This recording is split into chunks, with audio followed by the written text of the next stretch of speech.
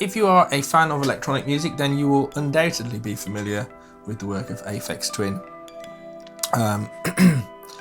So Aphex Twin is one of the what shall we say, pioneers of electronic music, particularly ambient, but also techno, jungle. Really, he defies any kind of classification. His music is so varied. And he's not necessarily known as a modular synth user, although I'm sure that he has used modular synths at some point throughout his long career. Believe it or not, some of my younger students who are into electronic music don't know who Aphex Twin is, nor do they know Square Pusher or any of the sort of the sort of 90s, late 90s IDM musicians, which I kind of find a little bit bizarre. But then I guess some of this music is 30 years old now, coming around in the 90s, mid 90s, late 90s, and so it's not surprising that sort of young people today are not necessarily familiar with all of it. Anyway, recently I have been listening to Aphex Twin quite a lot again, and mainly in the car. So my car, although it has like quite a reasonable sound system in the car, it is quite old, so it just has a CD player. There's no Bluetooth that I can connect my phone to, and I've got a number of Aphex Twin CDs in the car that have kind of been on a regular rotation lately, and I've been listening to a lot of that music again, and enjoying it, and also kind of hearing it differently maybe than when I first listened to it so many years ago.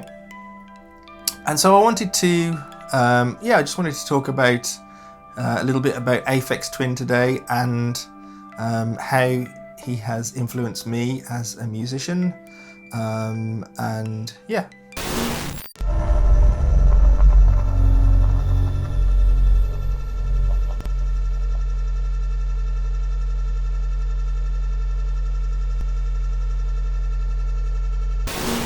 Hello and welcome to this video. So in today's video I really wanted to talk about Aphex Twin and his influence on me, and how much I've enjoyed listening to Aphex Twin over the years. And there's a couple of things that sort of prompted this. The main thing being that I was talking about Aphex Twin with some students the other day, and they had no idea who Aphex Twin was, and I had to kind of show them a few videos off the internet and so on, and they really loved the music. But yeah, I've been listening to Aphex Twin quite a lot recently in the car, and I also kind of randomly found this book by Mark Weidenbaum.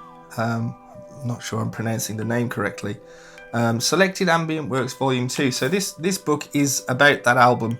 I've no idea where this book came from. I just kind of found it on a bookshelf, and it's really quite interesting. I've just been sort of flicking through and reading a little bit of that, and that combined with listening again to a lot of those older albums and some of the more recent ones as well. And yeah, I've just been on this kind of like Aphex Twin journey, I suppose you might call it, over the last sort of, couple of weeks or so. So for me, I probably first discovered Aphex Twin in the late 90s, I guess, where I would say I was kind of transitioning myself out of being sort of so closed into the world of guitar and metal and so on that I'd sort of grown up with through high school and college to a certain extent, and starting to at that point I probably was at university and starting to discover new types of music that were introduced to me, well, not necessarily new types of music, but music that was new to me, introduced through friends and new friends and so on. And electronic music in particular was something that was very new to me. I think prior to that, I definitely sort of listened a lot to The Prodigy, in particular Music for a Jilted Generation, which of course is, you know, a brilliant album. And definitely, as somebody who's into sort of metal and heavy guitars and so on, certain sounds and the sound of the album very much appealed to me. I can't remember what my first sort of introduction to Aphex Twin was. I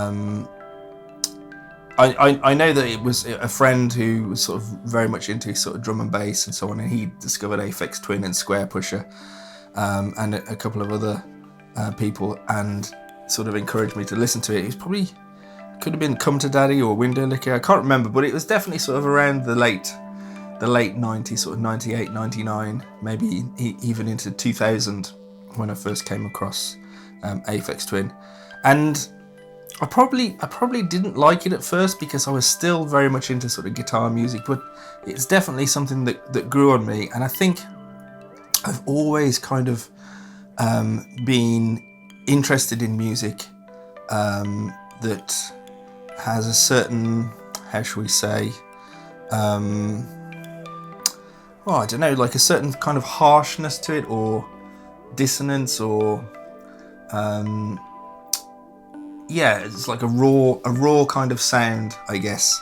And there's a lot of Aphex Twin that kind of has that sort of sound, and I think that's probably why I like metal. It's why I like certain types of classical music and electronic music as well now. Yeah, there's something, you know, like weird music, hard music that's difficult to listen to sometimes is definitely music that I'm drawn towards, and I think that element was what sort of drew me towards Aphex Twin. And it wasn't just Aphex Twin. Square Pusher as well was another electronic musician that I was very much into at the time, as well as Fortet, Venetian snares, Ortesha, as well as just a lot of drum and bass that I guess I didn't even know who the artists were that I was listening to, but you know, I would go to a lot of drum and bass nights and so on as well at that time, or started to discover that world. And I don't think I really had a favourite album, but obviously the Ambient Works albums definitely kind of stuck out, you know, and then later on Drux was another album, and then more recently, so what's in the car at the moment are Drux and Cyro and the Ambient Works albums, and those are the ones that I've been listening to the most recently. And there's something about the music of Aphex Twin that I think, you know, sometimes I would listen to it in the past and not really understand why people loved it so much. I don't think I got it for a long time, but there was still something about it that was, you know, I couldn't stop listening to it, even though I didn't really fully understand what was going on, or even didn't really even like it that much to start with, I think. But there was definitely something that sort of pulled me in and made me want to listen to it more. And I guess, you know, the point of this video is not necessarily to be a video about Aphex Twin and his contribution to you know, music and so on, because there's plenty of videos about that. It's more to do with you know, why Aphex Twin is important to me and how it's influenced me over the years. And there are some, I think there's some very specific things that I can sort of trace back to Aphex Twin and you know, sort of have definitely directly influenced what I do, particularly now and over the last few years. Even though I would say that my music doesn't really sound anything like Aphex Twin, other than obviously, you know, it is electronic music. And even though I don't make music in the same way as Aphex Twin, although I'm sure that he has used modular synths at some point, maybe, you know, sort of earlier in his career, along with lots of other analog gear and so on. The first thing that I would say I've definitely kind of stolen as a, I don't know, as a method or an idea is sort of the embracing imperfection and noise. So albums like Ventolin, which there's a lot of sort of distorted and harsh textures in a lot of those tracks.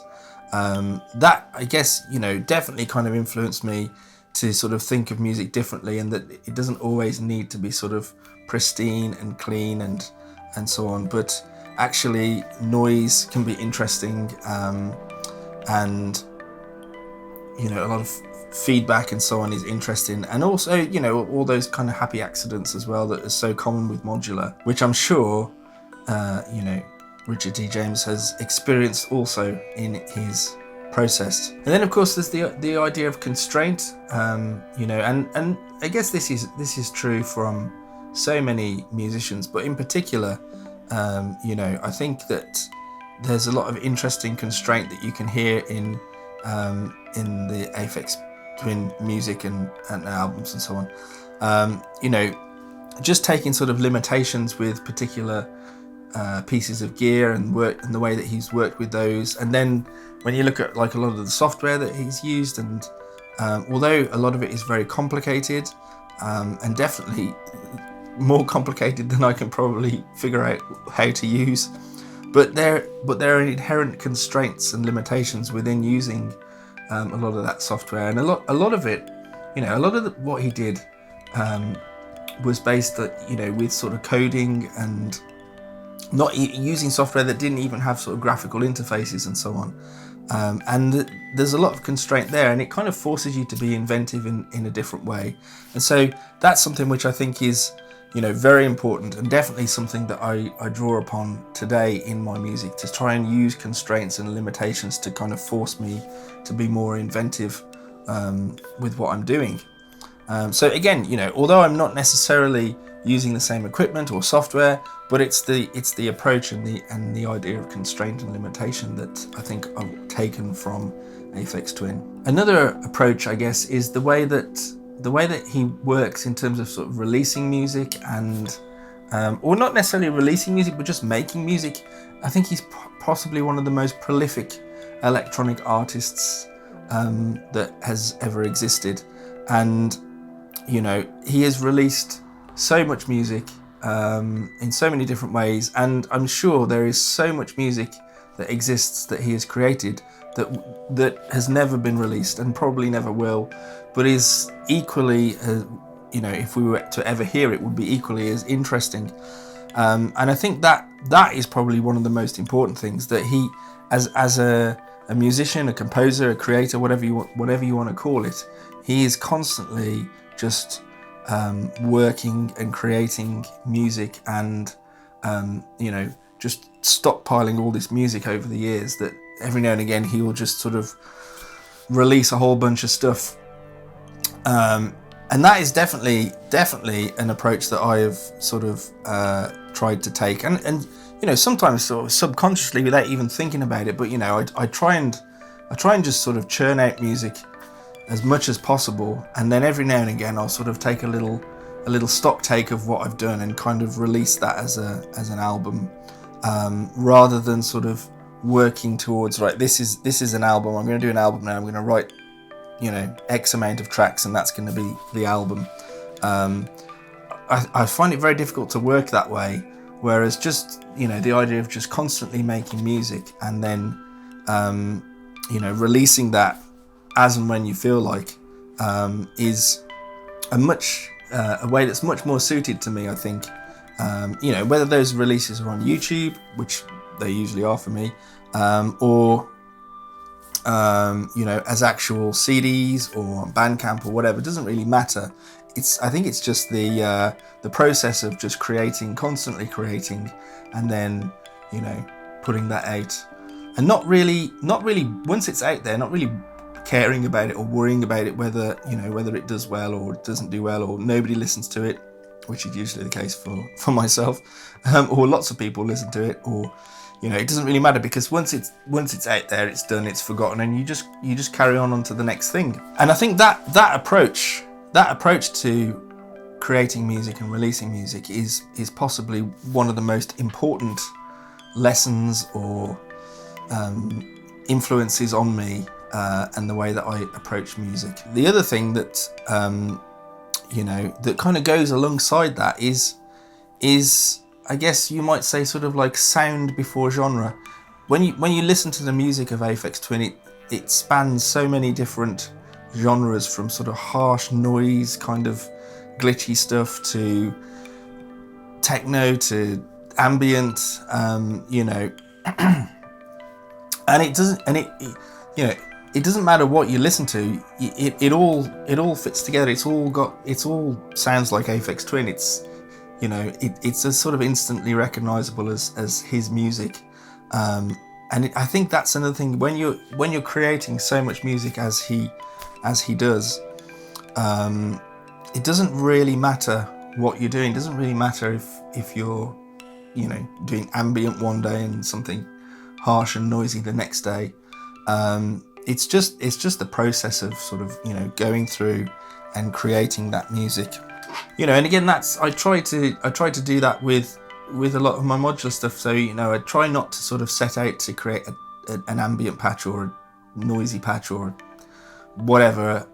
You know, I just let it be whatever it's going to be as I'm putting the patch together and coming up with the music. And, you know, whatever comes out is what comes out, and just record that and then move on to something else and try something else. And I think when I look at a lot of the musicians that I really enjoy listening to, and that also have kind of influenced me, I think they also have a very similar kind of approach to music, where genre isn't important, and, you know, just creating and releasing as much music as possible is their way of working. And you know, so those are probably the sort of main things, or the most important things that I've tried to take from other musicians as well as Aphex Twin. And of course, I've no idea what he's up to at the moment.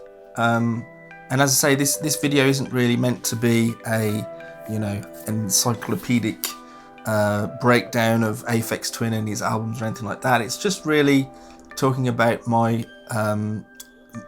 approach to music and how that's been influenced by Aphex Twin, and how much I've enjoyed listening to his music over the years. So I don't try and sort of replicate what he does. It's more just kind of you know, taking on board some of his approaches and how he works with sound, and how he works with music and writing music and making music and so on. And, you know, trying to sort of push myself and the boundaries that I hit and so on, and ultimately try to be a better musician. And that's it, really. So I hope you have found this video interesting. I don't know, at some point I thought it might be interesting to kind of, you know, do some more of these kind of videos, not necessarily talking about modular synth, but talking about other types of music, and, you know, what it means to me, or the music that I've listened to over the years, or the music that I enjoy listening to now. And I don't know whether you would find that interesting. Obviously, Aphex Twin is a fairly big name in this electronic music world, and I'm pretty sure that you know, there's plenty of people out there that know a lot more about Aphex Twin than I do, and have undoubtedly got lots of little stories and anecdotes, which of course would be interesting to see in the comments. But yeah, I hope you found this video interesting. Who are some of your favourite artists, or artists that, you know, not necessarily that you try to make music like them, but have influenced you in the way that you create and the way that you make music? Let me know in the comments below. And of course, if you have enjoyed this video, please do consider hitting the like button and subscribing, and hopefully I will see you in the next video. Okay, thanks for watching. Cheerio.